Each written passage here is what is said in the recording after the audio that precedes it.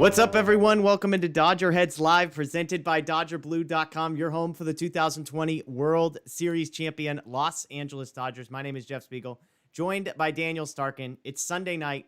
The Major League Baseball regular season is over. The Dodgers have won 106 games. It's one of the best seasons in franchise history. But, Daniel, they're headed to the wild card game. We're going to get into the specifics. We're going to talk Max Muncy. We're going to talk a little bit about today's game. We're going to talk a little bit about Wednesday. But just sitting here now, 106 wins, second place in the division. What stands out to you? What's kind of the headline of where you're at right now? I guess the headline for me would just be that the wild card format sucks because there should never be a team that wins 106 games. And I think they're like 6 games better than every team in baseball that's not the Giants. So I don't think there's ever been a team that dominant that's had their season just come down to one game. So I think that rule sucks. We've talked about this before, but the bottom line is it doesn't matter if the rule sucks. That's the reality we live in right now. The season's coming down to one game on Wednesday. With that being said, though, I feel like this is the best I've felt 100%. about the Dodgers in a while. They had another great offensive performance today. A lot of guys are hitting the ball well. You just mentioned Max Muncy. That's kind of the unfortunate part of all this. But even without him, I still think they have an offense, that's arguably the best in baseball, especially the way guys are hitting right now. So it's going to be a nervous couple days here leading up to Wednesday.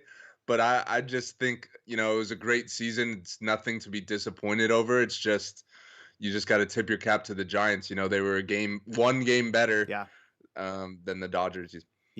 Yeah, I mean, going back, I mentioned this. The Dodgers tie the franchise record for wins in a season. That ties the mark set by the 2019 team. It's the second best winning percentage in franchise history. The 2020 team set that record. This was the crazy stat. This is the team's third 100-win season, dating all the way back to 1974. Now, we're spoiled on that because they won 100 games in 17, 19, had the best winning percentage in 20, and now 106 in 2021. But it just goes to show you that we need to show a little bit of appreciation. And I do think Dodger fans as a whole have come around on this team. It feels like there was a long stretch where it was this team's underwhelming, this team's disappointing. I think people have figured it out. Like, I think the last 56 games or whatever, where they're winning 75 to 80% of their games. It's one of the best stretches any team in baseball has ever had. I think people figured it out. But I'm with you. I mean, I feel as good as I have about the Dodgers at any point in the season right now, which is good. They have the best pitcher that they've had at any point this season on the mound for the game, which is good. But for the Dodgers to be playing a team they are 16 games better than in the standings. 16 games better than in the standings, and it coming down to one game is absolutely ridiculous. Now, I know we've talked briefly about this, but what would your approach, what would your ideal wild card model? I mean, would you advocate for going back to just one wild card team and they're automatically in the playoffs? Would you advocate for some sort of series? I'll throw my crazy idea out. I mentioned this on one of the shows that we did. I think a show I did with Justin Lorber. But my philosophy is I'm fine with 2 wild card teams, but I think the advantage that the first place team gets needs to be dependent upon how much better they are than the second place team. So if it's a 1-game difference between the two, then fine, put them on a level playing field and let them play a 3-game series. But my idea is make it a 3-game series with this caveat. For every 5 games better you are than the second place team in the standings, you should get an automatic win. It should just be automatic. Okay, if you're 5 games better, then you're up 1-0 in a 3-game series. If you're 10 game better, it's over. Like, don't even play the series. It's stupid for a team that is 10 games better to have to play a team that is 10 games worse. So that's where I would be. Obviously, the Dodgers would be well above that. We wouldn't be worrying about any of this, but I would do something along those lines. I'm okay with 3-game series, but the better team starts with a 1-0 advantage. Basically, the other team's got to win 2 in a row. Whatever. But how would you reformat the wild card team? And again, to folks joining us on YouTube, on Facebook, I'd love to hear your ideas. Are you in favor of doing away with the second team? Are you in favor of the 2-game series where the lesser team has to win both? Are you in favor of a 3-game series in general, something psychotic like what I threw out? Where are you at, Daniel? Folks on YouTube, chime in as well.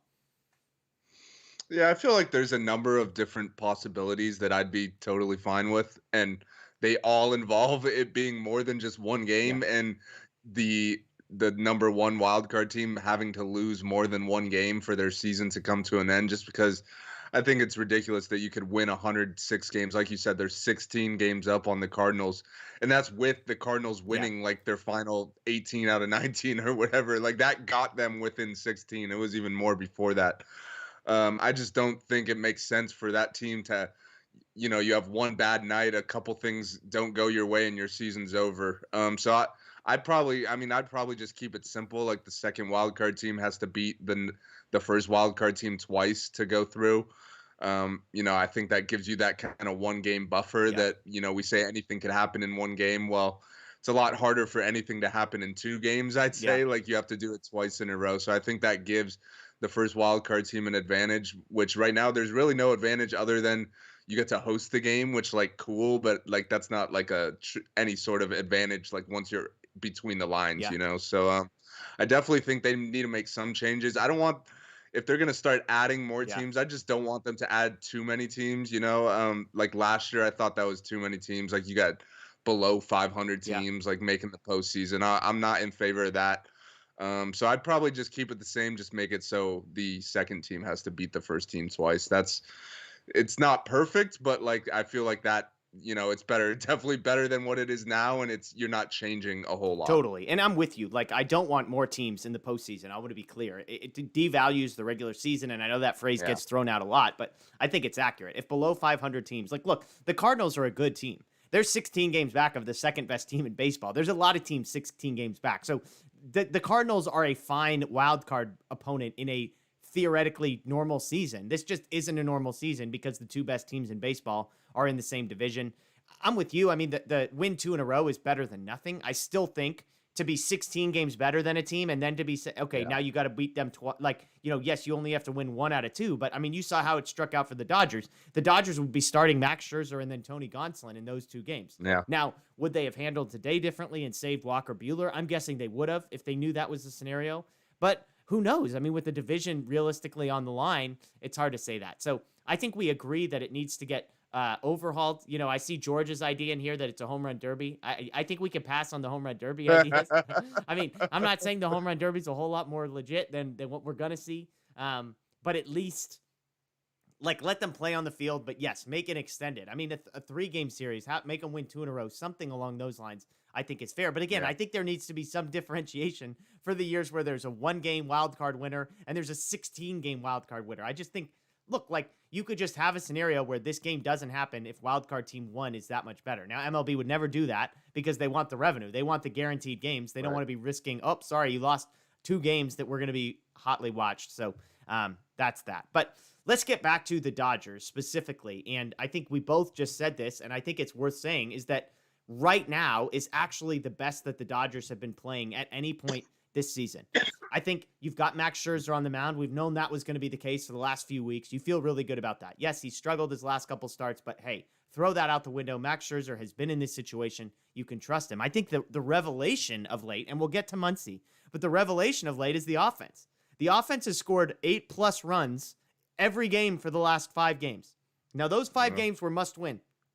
Now, they were must win because of some mistakes earlier in the season, some stretches where the offense struggled, but they were must win, and the Dodgers have scored 45 runs in their last 5. They've averaged 9. They've scored no less than 8 in 5 straight. That's against a Brewers team that's not, obviously wasn't necessarily putting all their chips on the table, and a Padres team that we know where they're at. But still, I mean, you're facing major league pitching. There's only so much the Brewers could do as far as who they throw on the mound. So are you in agreement that this is the absolute best moment? Like, if you could have stopped, press pause at any point in the regular season and said, okay, I want to play the wild card game now, I think I'd press it right now and I'd say, let's go. Today is the best that I've ever felt about the Dodger offense. And then again, the pitching, I've never questioned.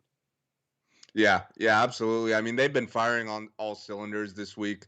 Like you said, the competition level wasn't super high. I mean, I will say they did get to Corbin Burns in the 2 innings he pitched, which that's a good sign. That's 100%. That guy might win the Cy Young, or he's definitely, in the conversation there. So that was, good to see. And I just think it's different guys contributing. It's not like, I mean, Trey Turner is super hot right now. Corey Seager is super hot right now, but it's not just them, like Justin Turner is the one who hits the homer off Burns, AJ Pollock, is hitting homers. Will Smith hasn't even gotten going, but we know he's gonna, and we know he's been great all year. So this lineup is just looking really long, and that's even with the loss of Muncy, which we'll get into in a little bit here. Obviously, that's a big loss. That was a guy who was, Jeez.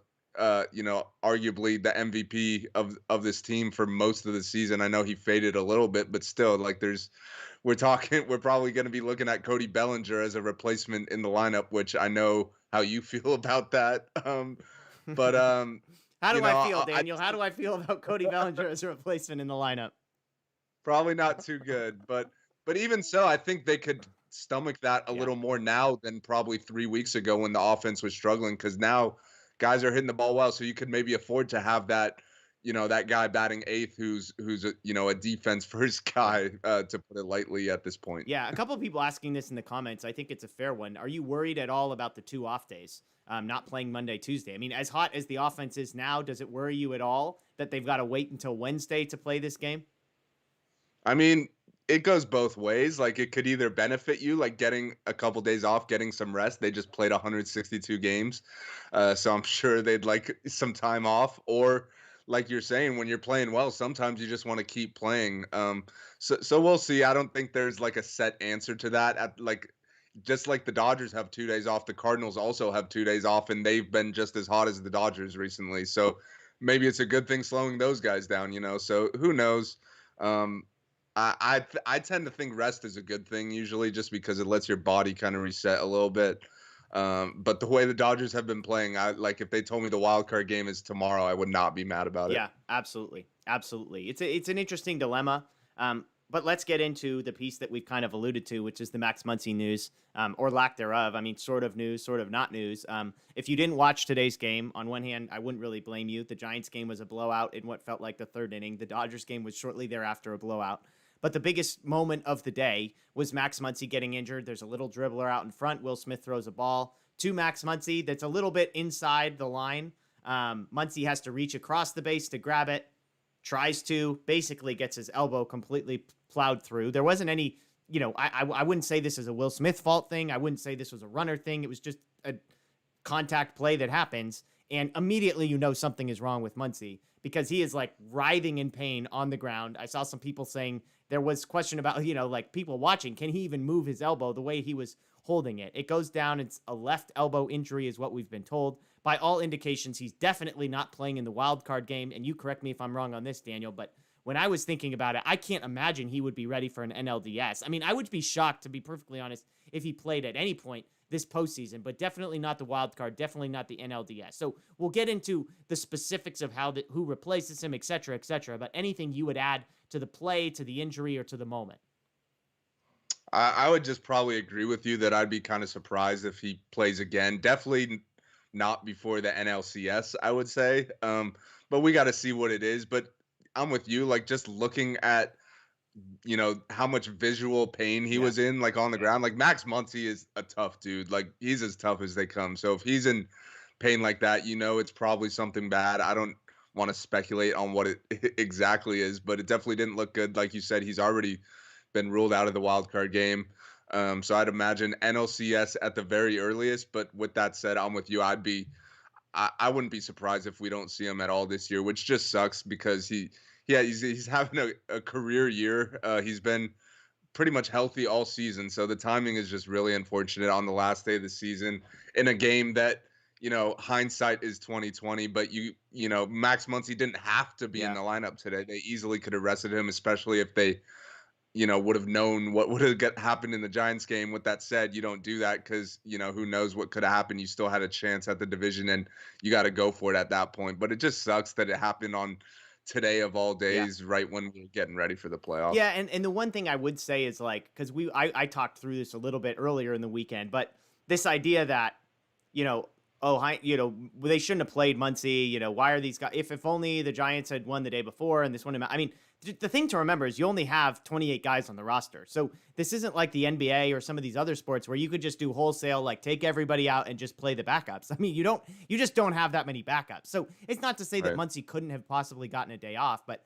it's also to say, I mean, you look at the Brewers clinched. Like Yelich played every single inning of every single game, basically. So it's not to say like, oh man, this only happened because like the division or whatever. Like somebody was going to have to play, and it was just fluky that it was Max Muncy. And obviously, there's a lot of things that you wish had gone differently, but that's what it was. So Muncy is out, and we've had fascinating conversations already because the outfield has been a mystery. You have Mookie Betts in right field. You have A.J. Pollock in left field. Write him in ink, right? You've got Justin Turner at third. Right. You've got Corey Seager at short. You've got Trey Turner at second. You've got, let me be clear, Will Smith at catcher. Just write all those names in ink, please, okay? We're not going to debate any of those. Now, the question was, what do you do in center field? Is it Cody Bellinger in the defense, but a guy who can't hit? Is it Chris Taylor, a guy who's slightly better offensively and slightly worse defensively? Or is it Gavin Lux, a guy who is dramatically better offensively and dramatically worse defensively in center field? Now you've got the same question at first base because you've got Albert Pujols, who probably a platoon guy. Obviously, he's not giving you anything in the running game, but is a competent defensive first baseman. Muncy is one of the best, most underrated defensive players in all of baseball, I would argue. But Pujols is competent. He's like league average, I would say, as a first baseman. He's made some nice plays and has hit the ball well. Like if he's in the right platoon matchup, you feel good about it. The alternative is you've got a guy like Matt Beatty who could play there. And Matt Beatty has been an upgrade over some of these other guys, Cody Bellinger, Chris Taylor, when it comes to offense. He has been a major downgrade when it comes to defense. And so that's the alternative. Or obviously people would say, well, what about Bellinger at first base? Now, I think the Bellinger at first base piece is you just throw that one out immediately because, look, the only justification you would have for Bellinger is the defense. And you lose that if you're putting him at first base. So I can't imagine that being the case. But how do you see those two things shake out? I mean, Matt Beatty, 3 for 3 with a home run today. Obviously had the big home run the other day. So we'll look at first base first, and we could circle back to the outfield. But how do you see that shaking out? I mean, is it just simply a platoon situation? Pujols against lefties and Beatty against righties? How do you see first base shaking out? Yeah, I think that would make the most sense. You definitely want Pujols in there against the lefties. He's hit lefties really well all year. So if a lefty's on the mound, Pujols is at first base. For righties on the mound, it could be either Beatty or Bellinger. You do lose some defensive value with Bellinger not in center, but I think he's a really good first baseman too. So I think you get some value there too. Like first base isn't as important as center field defensively, but Bellinger's still a better first baseman than Beatty and Pujols considerably, I'd say. But yeah, you probably just go with a platoon there with Pujols and Beatty, and then honestly probably a platoon in center as well with Bellinger and Taylor. Unless I feel like with Bellinger and Taylor, like if either of those guys like start to get hot, then they could like the landscape could kind of change as the playoffs we're still on the what if Cody Bellinger gets hot train here. I mean, hey, crazier things have happened. You only need him to get hot for 2 weeks, and then we're in the World Series at that point. So, if he starts putting a couple swings together, the point being just that these things could change. The conversation we're having right now after Game 3 of the NLDS could be a completely different conversation because when you're in the postseason, you ride the hot hand. Like if a guy goes 3 for 4 in one game, he's in the lineup the next day, as far as I'm concerned. Like you got to kind of ride that wave in the postseason. Hope you strike iron while it's hot or whatever that phrase is. Muncy's a big loss, but I think it's not like a crucial or not. It's not a backbreaking loss. I think the options, while they're not as good as Muncy, they're still quality. Like Pujols is still giving you really good at bats against lefties. Beatty has given you good at bats all year against righties, so that's a solid platoon right there. And then in center field, the offensive options aren't great, but you got some good defensive options there and some upside offensively, I'd say. Like you got two guys that have proven to be all-stars at some point in their career. They've been struggling as of late, really struggling as of late, but things could change. So, but for now, I definitely think you got to go the platoon route because I don't think anyone has really proven that they are like an everyday guy, like put them in the lineup no matter what at this point. Yeah, I think, and you make a good point in that as important as Muncy is, there's two things kind of that soften this blow a little bit. One is that Muncy has been struggling a bit of late. And secondly, first base of any position on the diamond is one of the positions that you feel like, hey, we could probably sustain a loss there and the drop-off isn't cataclysmic. I mean, I don't mean to keep harping on this. If Will Smith got hurt, the drop-off from him to Austin Barnes is massive.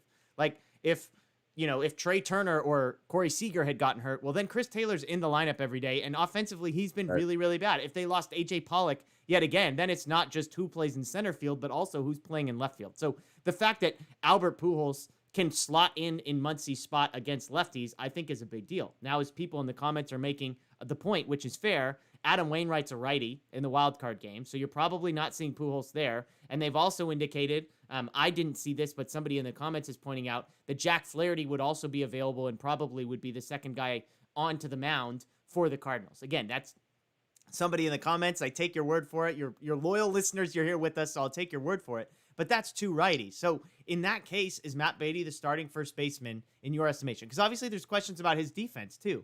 But if you know you're going to get righty and likely another righty behind him, is Beatty the choice for you at first?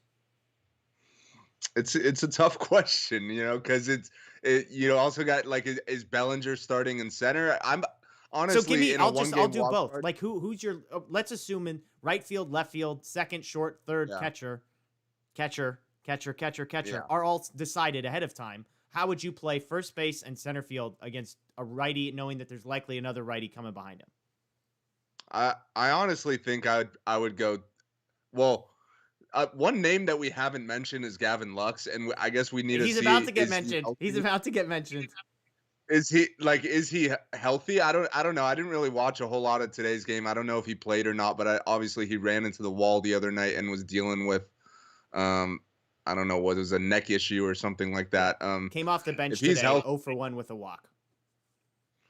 So I think I'd probably this sounds kind of crazy, but I might start Gavin Lux in center field and Cody Bellinger at first base. I don't feel great about that, but I just think, if you got Bellinger in the 8 hole, that's fine, and he's the best defensive option at first base. So yeah, that's what I'd go with, but I don't know what the best or like what's gonna work out, but because these options aren't great. But I think Gavin Lux has earned to at least be in the lineup. I'd rather him not be in center field, but you don't really have a choice. Yeah, he came in right field today, 0 for 1 with a strikeout and a walk.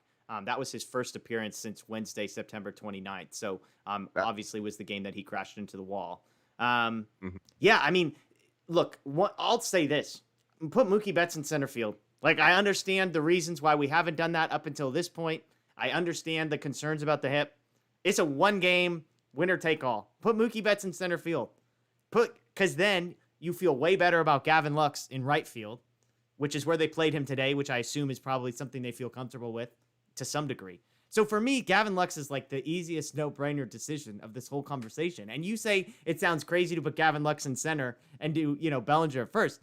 I'm putting Matt Beatty at first. Give me Beatty at first and Lux in right field and Cody Bellinger on. I just like, I know it's a righty and that's theoretically the best matchup for Cody, but like you said it, the playoffs, you've got to ride the hot hand. Like there is no more like, oh, let's see what we can get out of Bellinger. If he comes in a pinch hit spot or has to hit a couple times and does something, then fine, he can earn his way back, but he does not deserve that spot from the start. Like if Bellinger gets 2 at-bats in this game, the odds are that those are going to be at-bats in which they're meaningful at-bats. And yes, he could bat 8th, but like the Dodgers 5, 6, and 7 hitters are amazing.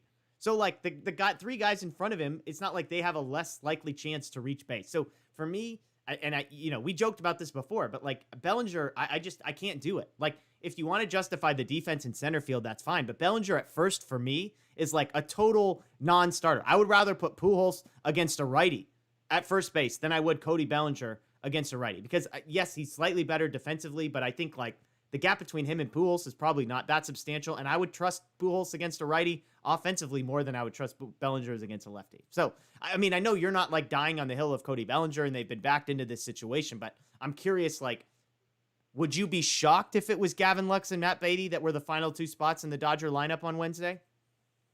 No, I wouldn't be shocked at all just because of what you said. Like, it's a one-game playoff. Like, you're not worried about hurting guys' feelings or whatever. Like, you need to put the best lineup out there that gives you the best chance to win this one game. And if you look at the numbers, it would be those 2 guys, and it's not even close, frankly. So that wouldn't surprise me at all. I think there's also maybe a little bit something to like the experience Yeah. factor. Like Cody Bellinger has played in a lot of big games. He's gotten, a number of big hits in his career. He's made big defensive plays. So I don't know. That's probably part of the reason why I'd have him in there, just because like I trust him when the moment is sometimes the moment could get too big for Yeah. some guys, and Cody's been there before at least. Whereas I don't know, Beatty, he played a little bit in the playoffs last year. He had a few at bats, but it's not like he was a guy that was.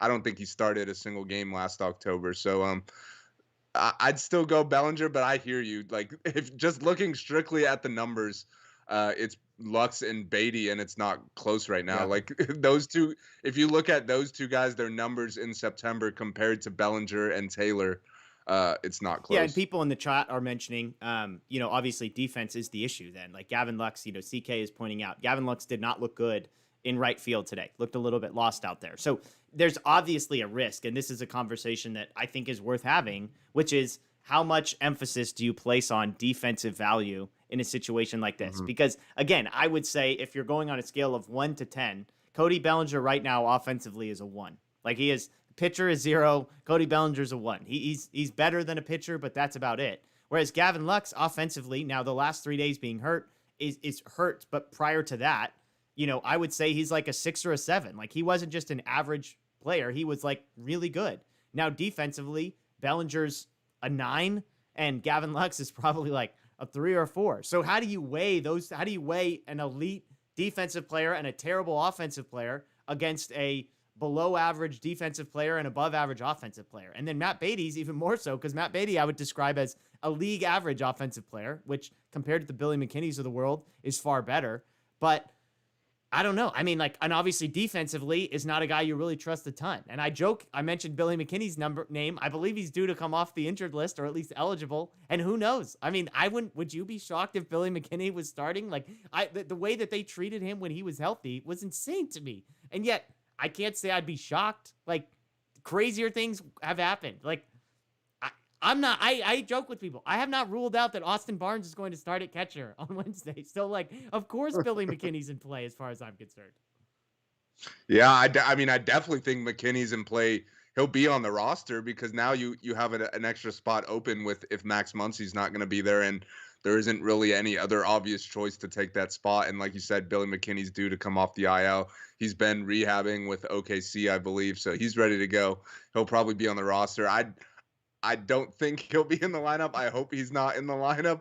But the question you ask as far as like defense or offense, like it's a fair question, and we'll know the answer as soon as the lineup comes out of which they preferred. The reason why I went with Bellinger, I'd say, like I went with the defensive option here just because, the way that we just talked about how the offense is going right now. They scored 8 runs in 5 straight games or whatever. Like guys are hitting well. The 1 through 4, 1 through 5, even 1 through 6 in the order, I'd say is we just said how comfortable we are with them, probably the most comfortable we've been all season. So I think you could trust those guys to kind of carry the load offensively, and that allows you to have the defense option in the 8 hole where, yes, ideally you want a guy in the 8 hole that could come up with a big hit if you need it, but at the same time you could get away with having a non-threat in the 8 hole, and who knows? I mean, in one game, maybe Cody Bellinger runs into one and hits one out. The Daniel you never optimism, know. the optimism that I'm hearing about Cody Bellinger makes me so happy, Daniel. There was the old 1+4 game the other night. Cody Bellinger hit the game-tying home run, so it only takes one swing, Jeff. And what do you do the next night? 0 for 3 with 3 strikeouts. Hey. Means we got a 50-50 shot, huh? I think it's less than that. 1 for 8, but the one's a home run. I think it's a lot less than 1 that. for 8, but the one's a home run. Something like that. I'll tell you this. You want to know where my sick brain just went? I'm prepared for this. I'm prepared for Billy McKinney in right field, Cody Bellinger at first, and Austin Barnes behind the mound. And that's your 6, 7, 8 right there. Barnes is in the 6 hole. Barnes still in the 8. He probably still hitting 8. McKinney 7. Oh, and McKinney's batting 6. Bellinger 6. I don't know. I know. Look, I love Cody Bellinger. He's represented behind me on the bobblehead. This isn't like a hating on Bellinger, but we're in a 1-game situation here. So let's shift gears a little bit. Enough Billy McKinney talk for this portion. Let's talk a little bit about the Cardinals, a little bit about Adam Wainwright. Now, I will say this right off the top.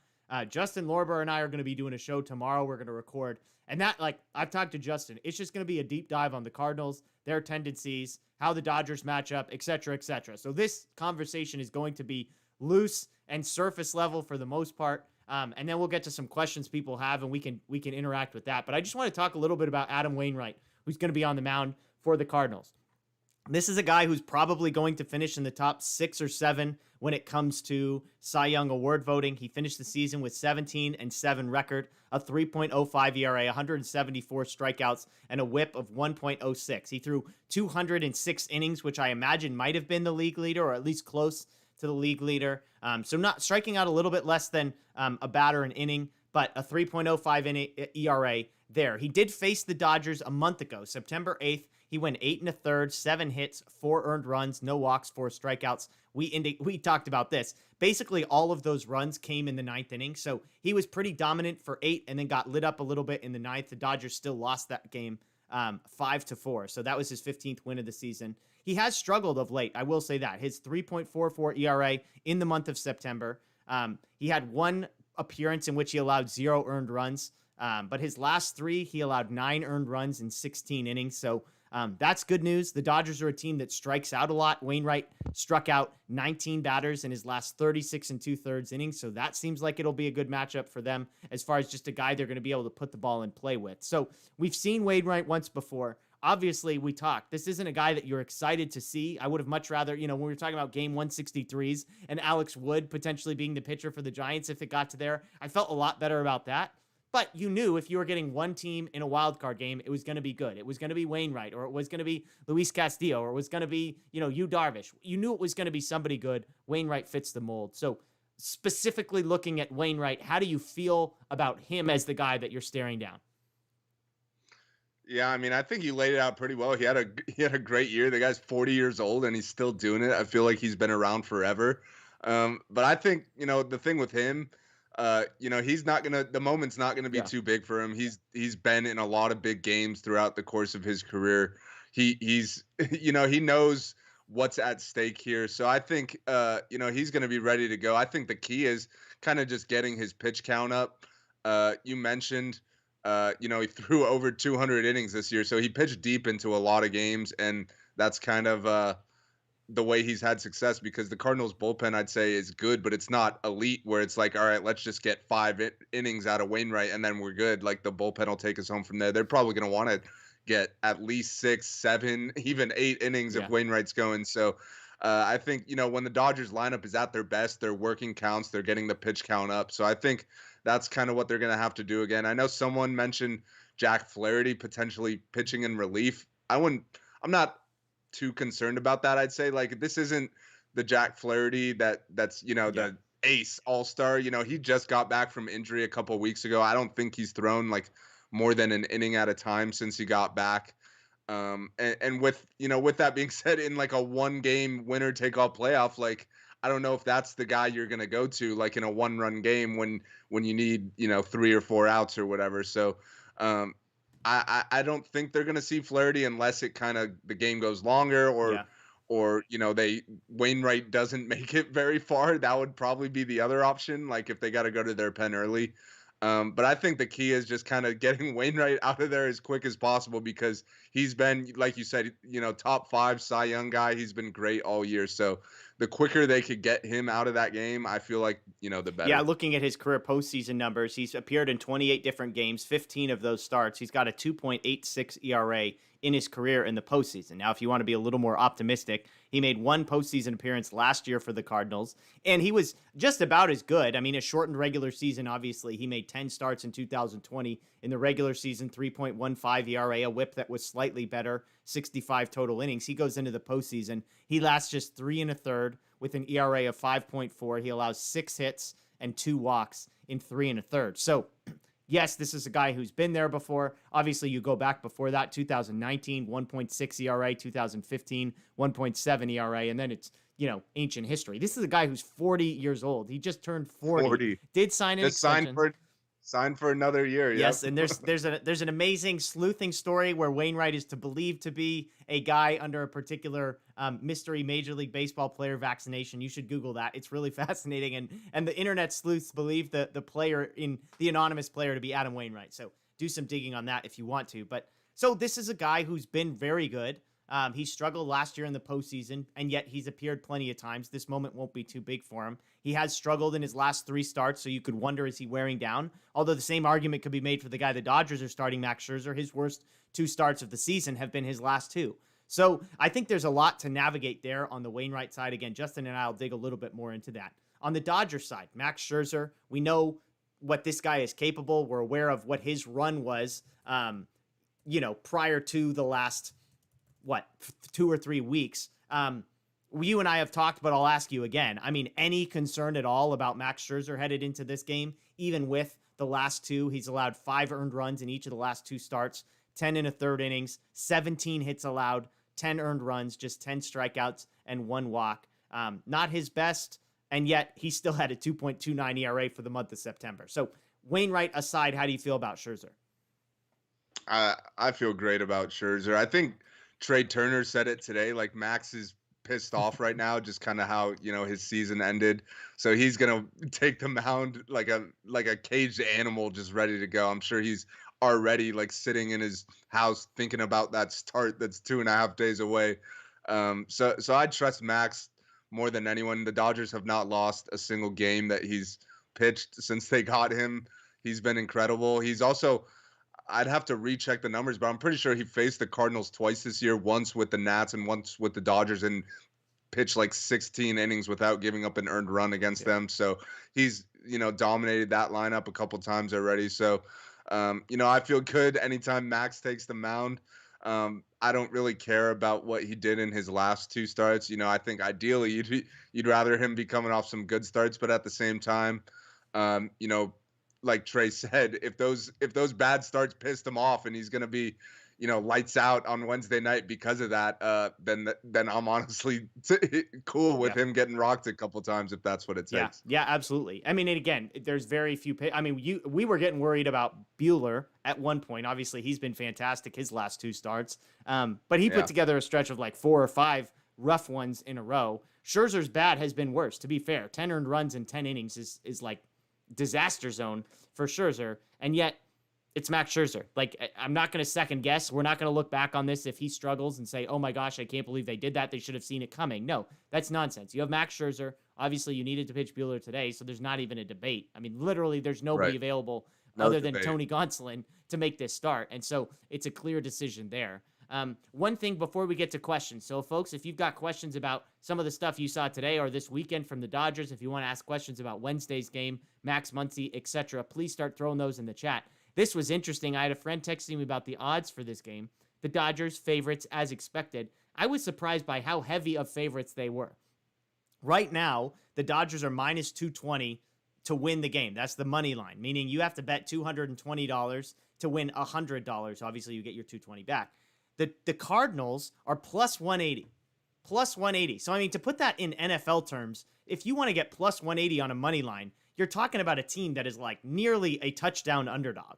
So it's pretty wild to me that that's what you're looking at when it comes to the Cardinals. I've got a friend who's a big believer in what's called the emotional hedge, which is bet a ton of money on the Cardinals, because then at least if the Dodgers season ends, at least you've made a bunch of money. And if the Dodgers win, then you don't care about the $100 you just threw away. So that's an option. But are you surprised at all about how big of a gap Vegas seems to believe there is between the Dodgers and the Cardinals in a 1-game series? We believe the Dodgers are way better than the Cardinals, and that would bear out over, I don't know, say 162 games where one team finished 16 games better than the other. But in one game, I was surprised that it was that big of a spread one way or the other.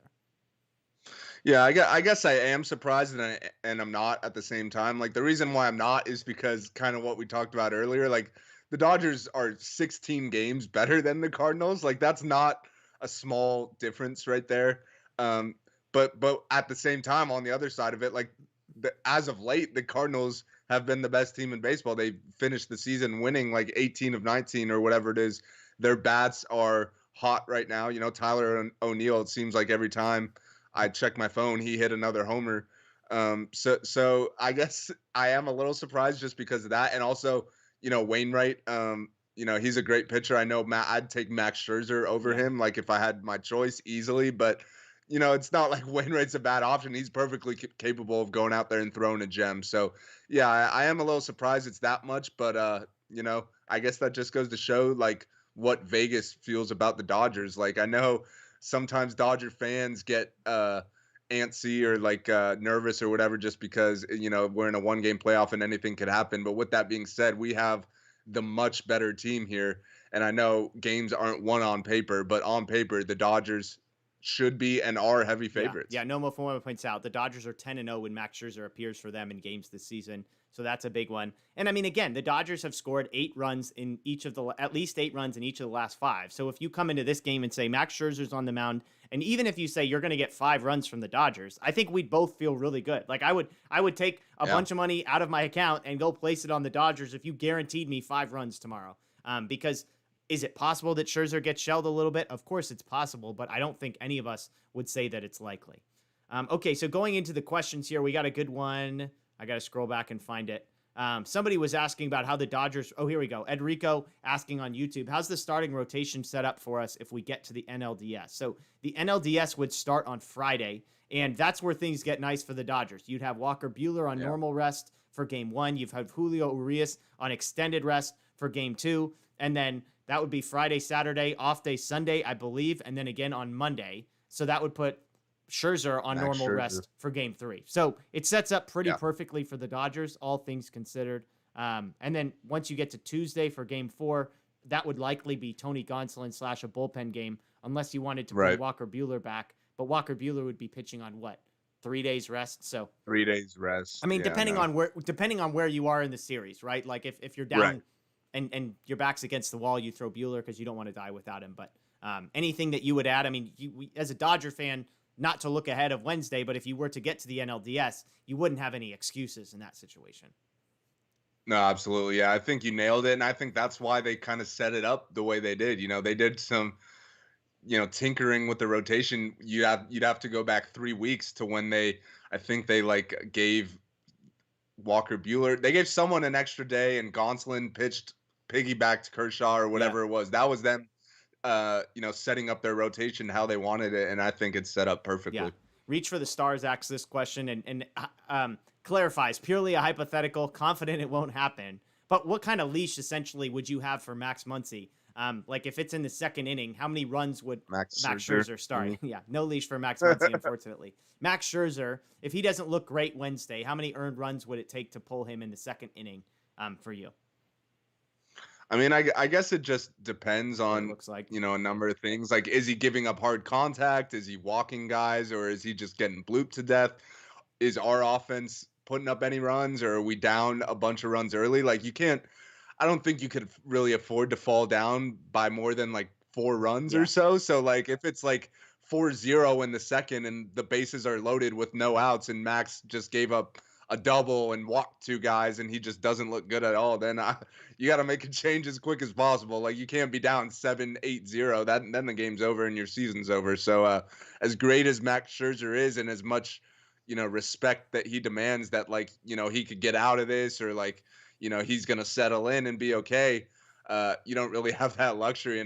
Like this isn't game 1 of the NLDS. This is Game 7, essentially. This is a winner take all. Yeah, and with literally everybody available and everybody having been rested. Yeah. I mean, no relief pitchers are going to pitch Monday and Tuesday, obviously. A bunch didn't pitch today. So you've got literally everybody. So if you get to the second inning, and as you said, he's allowed 3 runs and he's got a runner on second with nobody out, then I definitely think you've got a guy warming and you're the hook is there. Now, I think the debate that we won't get into now is like, who do you go to next in that situation? Do you try and throw a Julio and get 3 or 4 innings out of Julio on short rest? I don't think you do because of how it sets up, because then you get to game 2 of the NLDS and now you have no starter for that game. It's Tony Gonsolin in game 2. So I think you just trust the Scherzer, trust the bullpen, and see how it plays out from there.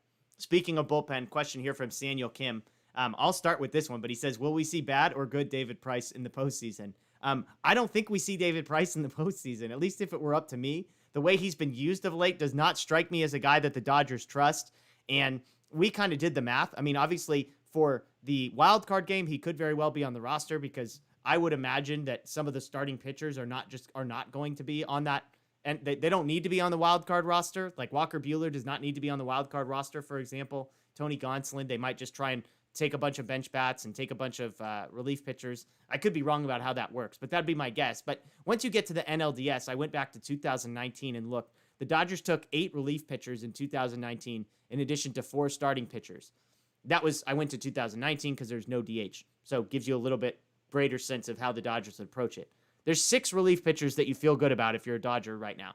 That's Knebel, in no particular order. Jansen, Treinen, Knebel, Kelly, Vesia, and Bickford, I would say, are the 6 that you feel pretty solid about. I would be shocked if any of those 6, even Vesia or Bickford, was not on the roster. That leaves you with 2 spots. You've got Evan Phillips, who, if it were up to me, he would be number 7 on the list as a guy that I just trust. He wouldn't be my closer, but if we're talking about the 7th best reliever in an NLDS bullpen, I'd feel really good about it. And then number 8 is where it gets interesting because at this point you only have 1 lefty in the bullpen and you have no long man. Now Phillips maybe could get you a couple innings, so maybe you like that, but you have no extended sort of guy. So do you want a Mitch White? Do you want David Price, who's both long and a lefty? Do you want Justin Brule, who's been better than both of them? Do you want Garrett Clevenger was a name that Justin Lorber mentioned last night as a guy who's actually eligible, I believe, to come off the injured list, who's been pitching at AAA on a rehab assignment and who has looked pretty good. Brusdar Graterol, another name that you would filter in. So my point in all that is to say, I don't know if David Price makes the postseason roster. Yeah, I definitely think that's a fair point, especially the way he's been pitching lately. Not only his usage, like he hasn't pitched a whole lot, but when he has pitched, he hasn't been all that good, to be quite honest. So it wouldn't surprise me. I think if he does make the roster, I think it would probably be because of, his experience. Like he's been doing this a long time. He's pitched in a lot of big games. And even though his numbers haven't been great this year, especially as of late, I still think that the experience factor is something that you at least think about. Like, could I put this guy in a big spot, and is he gonna, poop his pants, or is he gonna come through for us? But I wouldn't be surprised if he's, left off the roster altogether. I don't think a long man isn't really as important, like in the earlier rounds. I'd say, like maybe, in the NLCS in a 7-game series or whatever, maybe a long man becomes more important. But in a short 5-game series in the NLDS, you don't really need a long man, especially with the starters the Dodgers have. Like 3 of the 4 starters on the Dodgers, you're expecting 6-7 innings out of those guys. So I think you'd rather probably take a second lefty just because I know Vesia is the lefty you trust, but sometimes there might be a situation like in the 5th inning or something, like 2 on and 2 out, and a big time lefty's coming up, and you might just want to bring in someone that could get that guy, and you don't want to burn Vesia that early. So I think you probably need another lefty. I'm with you. Evan Phillips would get the 7th spot for me, so that if I think they might take 1 extra pitcher, so that might give you 2 extra spots. But for the sake of this conversation, let's just say it was only 1 extra spot. For me, it would be a lefty who gets lefties out. So the 3 options, I guess, are Price, who isn't really a lefty specialist, so I probably wouldn't go with him. Then it's Justin Brule or Clevenger, like you just mentioned. Now, I haven't seen Clevenger pitch in a couple months here. Who knows, how he's feeling health-wise and what his stuff is looking like. But I will say, the way he was pitching before he got hurt earlier in the season, he's the best option just as far as stuff. Like, whose stuff do you trust to come in and we need a strikeout right here? I think Garrett Clevenger has the best stuff of that bunch. But if I would understand it if they don't want to, just throw him into the fire after not pitching in the big leagues for 2 or 2.5 months, however long it's been. So in that case, I'd probably go Justin Brule, who's been elite against lefties. Yeah. He's been the opposite against righties, but you probably wouldn't be using him in a situation where he's going to have to face a righty. And I know you could get into some danger with that because of the 3-batter rule. Like if he comes in to face a lefty and doesn't get him out, then he might get stuck facing a righty, and you definitely don't want that. But I think I trust Brule to, again, kind of like an Adam Kolarek, where it might be earlier in the game, there's a big spot against a lefty and you need to get that lefty out. And I think he's probably he's been the best at it, and I think he's not a sexy pick. No, not too many people are familiar with Justin Brule, but if you look up the numbers, he's been getting it done, especially against lefties. Yeah, absolutely. I think I'm with you. Brule would be the guy for me too. And I mean, shout out Clevenger, University of Oregon guy. So the moment won't be too big for him there, and you just the pedigree that he's got as a Duck. You just got to trust that in the postseason. But yeah, tough loss. Yeah, we don't want to talk. I talked to Justin. I got some people in the chat got mad at me. He started talking about win probabilities. I'm like, look, don't talk to me about win probabilities, okay? I've been looking at the 99.9 Oregon one right before the refs decided to, I don't know, get free scholarships to Stanford for all their kids or something like that. But anyways, enough Oregon talk there. Jason Austin has a good question here. Over the next 2 weeks, who do you think is most likely to carry the team offensively? Seager, Trey Turner, or Mookie Betts were the three choices. So I suppose you could go off the rails there. I think I've got $5 in my pocket that says I know how you're answering this question, but go for it. Seager, Trey, or Mookie, who do you think carries the team for the next 2 weeks offensively? Yeah, I'm going to go off the rails here a bit, and I'm going to go with Corey Seager. I mean, we saw it happen. That's the only reason I'm picking him. Like, we know he's capable of doing it. And I think, obviously, all three of those guys, they're all capable of getting super hot and carrying a team. Trey Turner is at that level right now. So is Corey Seager. Mookie hasn't really been hot. Yeah, Pollock probably the third guy on the list. Get hot. Yeah, sure. And you could throw Will Smith right in there too. Justin Turner, obviously. So you got a lot of options there. But I think Corey Seager, the way he's been swinging the bat over the last month, he's absolutely locked in. He's October ready, as they say. Yeah. No, I think it's fair. Yeah, I mean, it's hard not to pick Seager again. Because of how it's not like he's struggling now and you say, you know what, once the postseason comes around, I just trust him because of last year. It's like, no, he's on fire right now. And also he was the best player all postseason last time. Again, I think Trey Turner is equally as scalding hot right now. I think AJ Pollock is equally hot right now. So I think any of those three. I mean, Mookie's the wild card because it's been like a sneaky, nobody's talking about it, but he's been fairly pedestrian, to put it nicely, over the last few weeks. He kind of had a nice stretch where they put him back in the leadoff spot and everybody's like, oh, he just wasn't comfortable. And then he's been fairly bad since. So obviously, no doubts in my mind that he's capable of turning it around. We're not looking at a 9-month sample size like we are with some other guys, but interesting to see there. Some other guys. A guy somebody that I know is like super optimistic about all of a sudden. No, I'm just kidding. Samuel asks, Kenley Jansen in the postseason. You trust Kenley? He's been fantastic this season. He calls him cardiac Kenley, for the record, which I think is fair. I call it the Kenley Jansen experience. But he's been really good this year. Now that the postseason comes around, like, what do you put more stock in? How good he has been for the last 6 months, or your postseason experience with the guy? Yeah, I mean, the past postseason experiences are never going to leave my head. Like, anytime I see him on the mound in a big spot, I think we've just seen it happen so many times that, we can't help but just kind of get more stressed out than even if it's another pitcher on the mound that's worse than him, you're more stressed when Kenley's there just because of, the past. But with that being said, I feel like this is the most comfortable I've felt with Kenley in a long time. He's been absolutely lights out the last couple months. The velocity's been good. The movement on the cutter's been good. He's cut down on the walks, which for a majority of the season were a huge problem. He was walking a lot of guys. He hasn't been doing that as of late. So, I'm never going to feel completely comfortable with Kenley, but I'd say this is the most comfortable I've felt in years. And at this point, I don't really think you have another choice, like, other than to trust him. Like, if he goes out and blows a couple games, then you could start to reevaluate. But right now, like, he's got to be the guy. He's been that guy all year. You can't just start, messing with roles right now until results, kind of force you to do otherwise, I'd say. Yeah, I mean, to me, the postseason thing that I always ask is, like, does this seem like a guy who easily gets into his own head? Like, is he going to lose the mental battle? And Kenley, I've never worried about the mental battle. His postseason issues, in my estimation, have never been mental. They've just been, he hasn't been good. And so I think as well as he has been pitching of late, I'm not worried about the moment being too big for him or him getting in his own head. And so that's why I'm not worried about Kenley Jansen. I feel great. I like that we have a closer that you don't mind trying to get 4 or 5 outs from. Obviously, most closers nowadays, I don't feel like that's the case. But between Trinan and Jansen, there's a lot of that. So, and I also think just even though Kenley's the closer and he's probably going to be pitching the 9th inning a lot of the time, I also think, we're going to see Blake Trinan in the bigger spots, like facing the heart of the order in the 7th or 8th inning or whatever, and then it'll be Kenley against the bottom of the order. So I still think Treinen is the number one guy that they trust the most, but he's just not pitching the 9th inning, if that makes sense. Yeah. Another question here from Ederico, who I'll rephrase this a little bit, but he says, who will play the Victor Gonzalez role this year for the Dodgers? Now, a lot of this obviously is we're all banking on and hoping for optimistically a more than one game postseason for the Dodgers. But let me ask you the question this way. Aside from Jansen and Treinen, who do you think is going to be the number 3 most trusted guy by the time that this postseason run comes to an end? When you look back on it, who's going to be the number 3 guy that you trust the most, bullpen wise?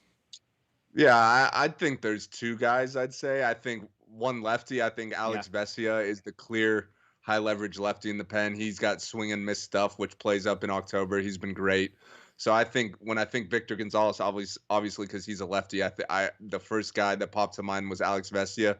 But just I'd say overall in general, I think Corey Knebel has really been throwing the ball well lately.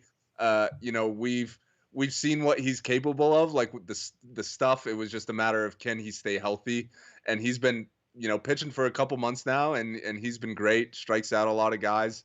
So I think he's probably in that 3rd spot. But if Kenley has a couple bad outings, I could see him even Knebel moving up into that 2nd spot. Just based on the way he's been throwing it. Yeah, it's interesting. I mean, we see some people, Steve-O, I see you in the chat that mentions this guy. Joe Kelly would be the guy for me. And again, the joke is how down I was on him for most of the season. Yeah. I shouldn't say most of the season. Most of the preseason wasn't a guy that I was super pumped about. But he's just been fantastic. He's a guy that they clearly trust in high leverage roles. He's a guy who's been throwing strikes of late, which is his downfall. If he starts missing the strike zone, that's the issue. And again, it's a cliche phrase, but the moment's not too big for him. If anything, you almost wish that he would care a little bit more in some of the big moments. Like, he looks like he doesn't care at all.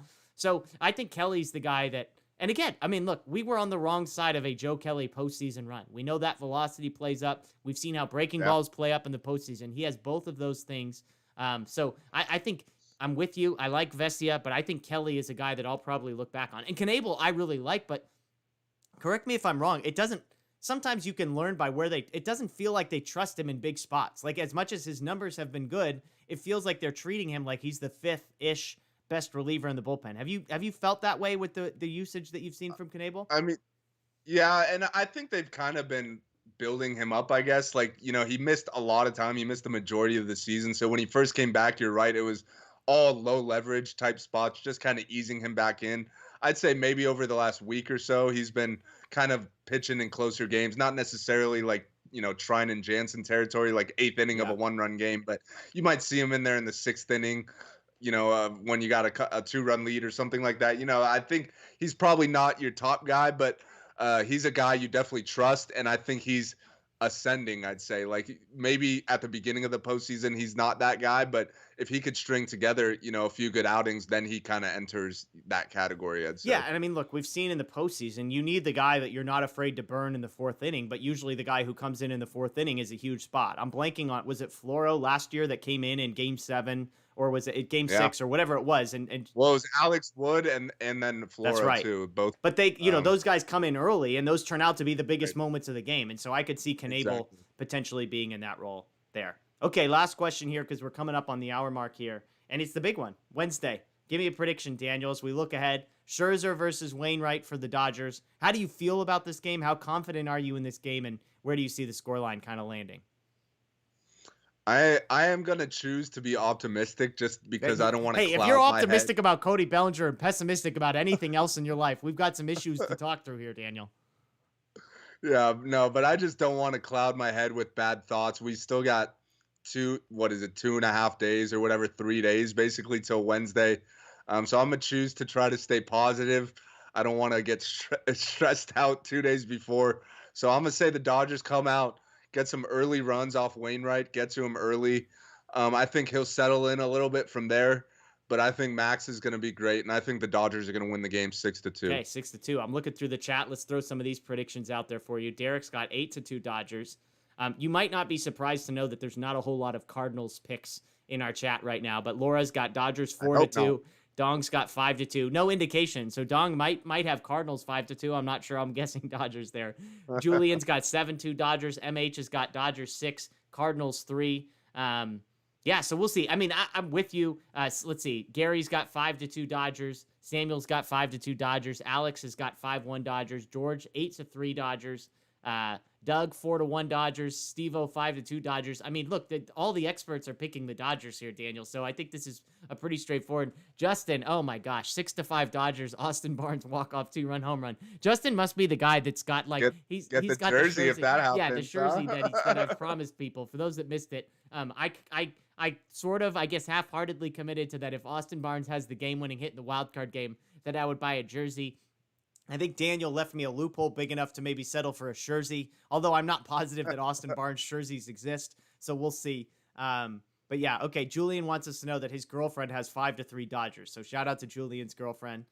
Jason's got 7-2 Dodgers. Julian has got 7-2 Dodgers. Kevin's got 7-4 Dodgers. Dong wants to be clear that, yes, his prediction was for the Dodgers to win. Here we go. Peter got 8-7 Cardinals. So somebody broke the streak there. King Yellowman says 2-3 Dodgers. So I think that means Dodgers 3, Cardinals 2. But Peter X has the 8-7 card, which is good because it's one of those things where all of the experts pick the same team. That team always seems to lose. So yeah, you need at least one on Peter X. We appreciate you taking that one for the team there.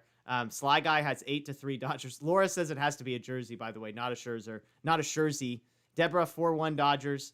Jay Reach asking, what's the update on Muncy? No real update other than he won't play in the wild card game, and it sounds like unlikely to be after that. Ederico's got 7-3 Dodgers. THP, oh gosh, 2-1 Dodgers. Kenley gets a 4-out save. That would be bad for my heart. A 2-1 game with a 4-out save would be terrifying. Mayhem's got 7-2 Dodgers. Samuel 5-3 Dodgers, but Jansen gives up a home run in the ninth. I mean, why would you do that to me, Samuel? Why would you even bring that possibility into existence? It's like, here, let me be optimistic about the Dodgers, but also pessimistic.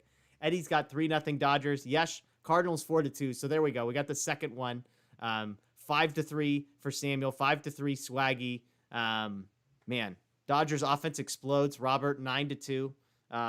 So yeah, so we'll see. I mean, it's worth pointing out, I forget what the streak is at. The Dodgers are currently on the longest home winning streak of any in franchise history. I think they've won 14 in a row at home or something after today. I'd have to go look. So this game will be at home. So that's good news. I mean, I'm just going to stay with the theme. The offense has been averaging 9 runs per game over the last 9. I don't think they get 9, but I do think they turn it up a little bit. I think the Dodgers get 7, and I think Scherzer's really good. I think the bullpen's really good. So I'm going 7-1 Dodgers. I believe that sneaks you in under the under, let's see, 7.5. So there you go. So if you want the Dodgers minus 1.5 and the over there, I just think the Dodger offense is clicking on all cylinders. Obviously, the Muncy loss hurts, but in some ways, it kind of moves some guys up. Your top 6 is going to remain nasty. And maybe the 7-1, that depending upon who we see in center field / right field, who we see at first base, definitely who we see at catcher. But there we go. Oh, gosh. Carlos Bicky says 12-11 Dodgers. Swagmaster Dank with the best prediction of the night, 12-0 Dodgers. I've said this before, like, to me, it's just relieve stress. Like Dodgers, like the best playoff game of all time was that one against the Braves where we scored 100 runs in the first inning. It's like, oh, praise the Lord. I just get to sit back, enjoy the postseason game, no stress. Like, I can't do this one-run crap. It's just bad for my heart. It's bad for everything in my life. So let's hope that the Dodgers put this one away, and who knows? Who knows? That's the hope and the dream here. So let me give you one more thing here before we leave. A plan for the rest of the week. As I said, Justin Lorber and I are going to be recording tomorrow. That'll kind of be a deep dive on this series, looking at some tendencies, looking at splits, that kind of stuff. And then the game is obviously Wednesday. We'll have something for you on Tuesday, TBD, so stay tuned there. And then Wednesday, I know for sure we'll have a post-game show. Daniel and myself will be live after that game, hopefully celebrating a victory and looking ahead to facing the Giants in the NLDS. But who knows? We'll see where this thing goes. Maybe we can do some pregame type of content, maybe a live pregame show if people would be interested in that on Wednesday. So stay tuned. Derek wants to know, do you think if we win the wild card that we'll win the World Series? We'll end on that question, Derek, because it's a great one. I'll say this. If the Dodgers make the playoffs, they will be the World Series favorites. Like, from a betting perspective, from a best team in perspective, they will be the betting favorites. I would like their odds against the Giants. Yes, the Giants have been one game better. Yes, the Giants have been better head-to-head. At some point, the magic has to run out a little bit. The Dodgers are on fire. I would like them in that series. I think of the Brewers, somebody like that would be a bad matchup. Obviously, the Braves, I mean, we've seen the history they have there. So, yeah, I mean, The simple answer is if you told me for sure that the Dodgers make the NLDS and you said who's going to win the World Series, I would pick the Dodgers. Daniel? Yeah, same. Okay. There you go. Just same. That's all we got. Perfect. I mean, just get past that one game, and then you're you got the same odds as everyone else. You get a brand new life, and not only that, you go into it with some momentum, having just won the wild card And game. Daniel also just texted me offline. He said he's putting money on Bellinger for World Series MVP. He says he's got it at 100 to 1, and he likes his odds. Good odds, I bet. Pretty good odds. There we go. Well, hey, we appreciate all you joining us, folks, in the chat. This has been a fun one. We got a good crowd. We're over an hour, but we appreciate you spending a little bit of time on this Sunday night with us. As I said, we'll have plenty of content throughout the week, so stay tuned. Stay tuned to Dodger Blue 1958. Everyone on social media, DodgerBlue.com as well. You can follow Daniel at @DStarkand on Twitter. I am at Jeff Spiegel on Twitter. We appreciate the interactions there as well. Hey, before the 2021 team is crowned, we hope it's the Dodgers, but regardless, we're going to enjoy a few more times of listening to the beautiful, beautiful voice of Vince Scully telling us what happened last season as the 2020 World Series champion, Los Angeles Dodgers. The best team holding a trophy high in the air. The Los Angeles Dodgers, champions of the baseball world.